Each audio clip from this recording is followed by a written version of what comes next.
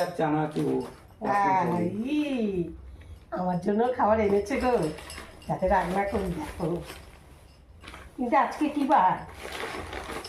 রোববার। হ্যাঁ, ও নিকি, এই দেখো সন্ধ্যেবেলা চায়ের সাথে।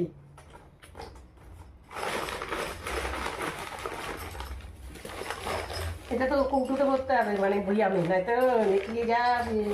এটা কি হয়েছে? এখানেও দেখো মজার খাবার, দারুণ খাবার। এটা তো না খেলে পারা যাবে না, এটা তো আমায় খেতেই হবে। ওটা খুব প্রিয় খাবারে। দেখো এই বাদাম, আগে যখন আমি অনেকদিন আগের কথা বলছি গো, বিয়ের আগের কথা, আমি নাচের ক্লাসে যেতাম কোথায় বলো তো? হাজরা রোড, ছায়া মিত্রের বাড়িতে। সেই সুখের দাসের বাড়ি আছে না, ওটা ছাড়িয়ে গিয়ে কালীহাটের ইয়েটা, ওটা হাজরা রোডের ওখানটাতে তোমার ছায়া মিত্রের বাড়িতে। তখন যাওয়ার টাইমে খিদে পেলেই আমি শশা আর এই বাদাম খেতাম।